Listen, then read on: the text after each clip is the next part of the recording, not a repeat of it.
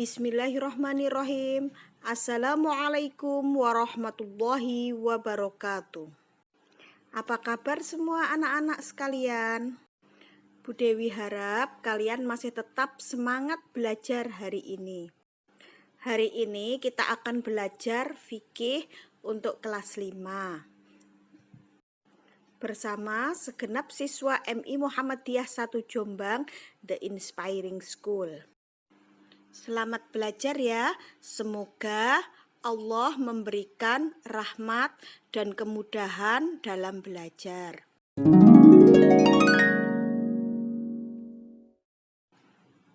Anak-anak, hari ini kita masih belajar pelajaran 1, yaitu bersuci dari haid.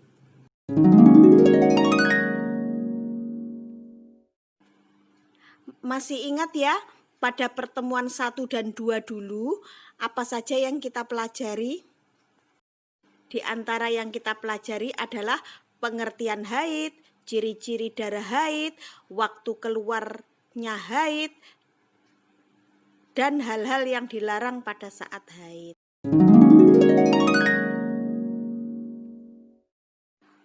Anak-anakku, melanjutkan materi yang lalu. Hari ini yang akan kita pelajari adalah hukum mandi haid, tata cara mandi haid, juga hikmah haid bagi seorang perempuan. Pertama, kita akan mempelajari hukum mandi haid. Anak-anakku, hukum bersuci atau mandi setelah haid adalah wajib sesuai perintah agama ya.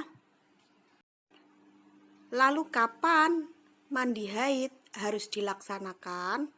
Tentunya mandi haid harus dilaksanakan ketika seorang perempuan telah suci dari haid ya. Lalu apa tanda bahwa seorang perempuan telah suci dari haid? Apabila sudah tidak ada darah yang mengalir, sudah tidak ada bekas bercak darah berwarna kecoklatan, itu tandanya bahwa seorang perempuan sudah selesai haidnya ya. Ketika sudah tidak ada bercak atau darah yang mengalir, wajib bagi setiap perempuan untuk mandi besar.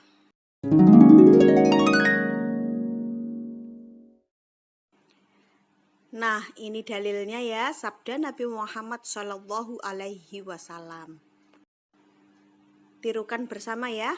Qala Rasulullah sallallahu alaihi wasallam li Fatimata Abi Hubaibin idza aqbalatil haidatu fada'iyas sholata wa idza adbarati faghtasili fasalli.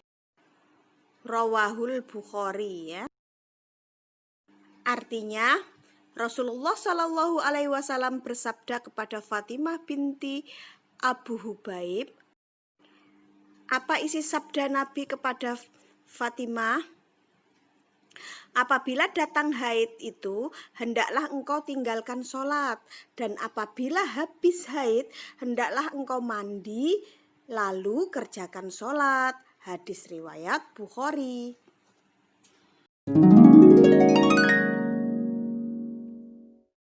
Selanjutnya kita pelajari tata cara mandi setelah haid. Tata cara mandi setelah haid ini berdasarkan hadis Rasulullah sebagai berikut. Hadisnya dari Aisyah radhiyallahu anha, beliau menyatakan kebiasaannya Rasulullah apabila mandi junub. Jadi maksudnya adalah mandi haid di sini sama tata caranya dengan mandi junub ya. Lah kebiasaan Nabi bagaimana? Itu beliau memulai dengan mencuci kedua telapak tangan, berwudu seperti wudu beliau hendak salat, kemudian memasukkan jari jemari ke dalam air sehingga beliau menyilang-nyilang dengan jari jemari pada rambutnya. Kemudian beliau mengalirkan air ke seluruh tubuh beliau. Penjelasan Aisyah tersebut berdasarkan hadis riwayat Bukhari dan hadis riwayat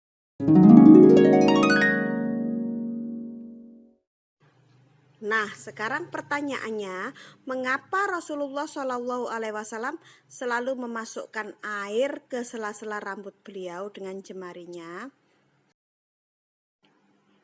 Ini merupakan salah satu cara agar air yang disiramkan dapat menyentuh seluruh kulit tubuh, termasuk kulit kepala yang terhalang oleh rambut.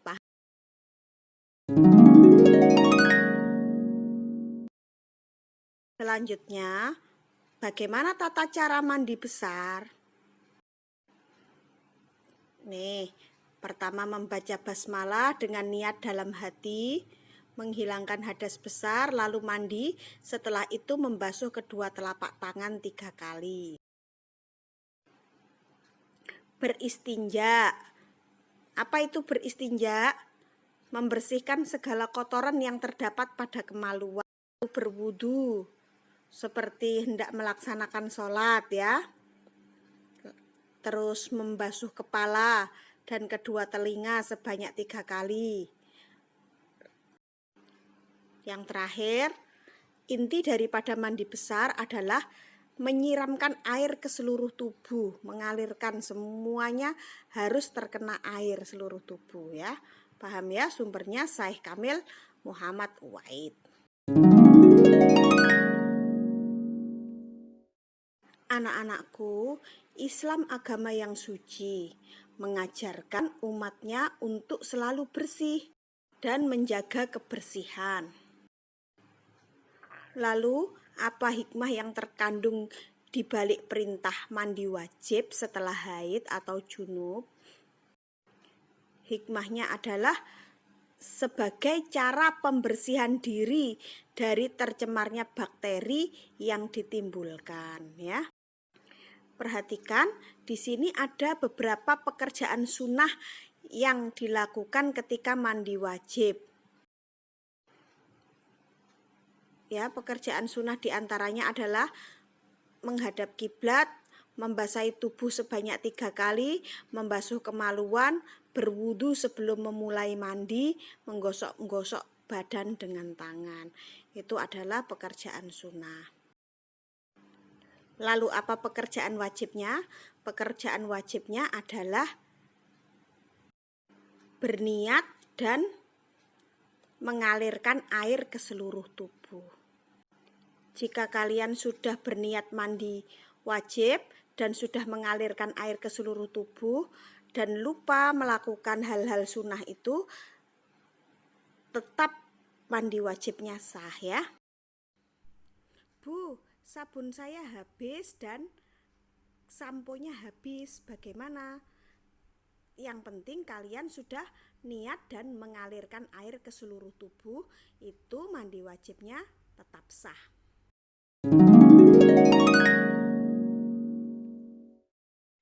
Anak-anakku, selanjutnya hikmah haid bagi perempuan. Di antara hikmah haid bagi perempuan adalah dengan haid, Allah melatih perempuan dengan darah haid agar menjadi orang yang tidak kenal jijik menghadapi berbagai macam kotoran. Setiap perempuan saat dewasa nanti akan menerima mas kawin dari suami, dan itu sekaligus menjadi tanda bahwa ia pun harus menerima resiko atas hal-hal yang berkaitan dengan rumah tangga. Darah haid nantinya akan menjadi sumber makanan janin yang ada di dalam kandungan, akan membentuk otot dan daging bagi si jabang bayi. Hikmah haid bagi perempuan selanjutnya adalah haid juga menjadi tanda usia dewasa bagi perempuan, bahwa ia telah meninggalkan masa kanak-kanaknya. Perempuan menanggung kewajiban yang telah disyariatkan agama Islam seperti sholat, puasa, dan lain-lain. Haid juga akan menjadi tanda batasnya masa iddah. Apa itu masa iddah? Masa menunggu bagi perempuan yang telah ditinggal oleh suaminya. Hikmah yang selanjutnya adalah Allah menciptakan watak pada perempuan berupa sifat malu yang besar. Terus haid juga menjadi tanda kosongnya peranakan atau janin dalam rahim.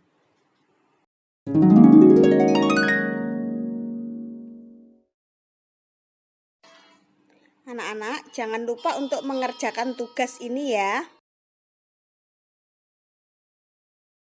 Nah, ikuti link tersebut.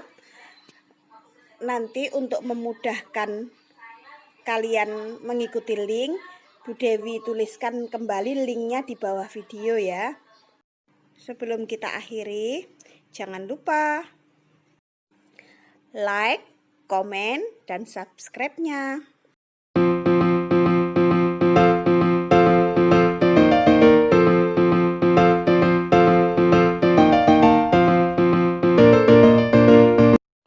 Anak-anakku, setidaknya tulislah nama kalian dan kelas pada kolom komentar supaya Bu Dewi tahu siapa saja yang sudah meluangkan waktu untuk mempelajari video ini. Akhirul kalam, wassalamualaikum warahmatullahi wabarakatuh.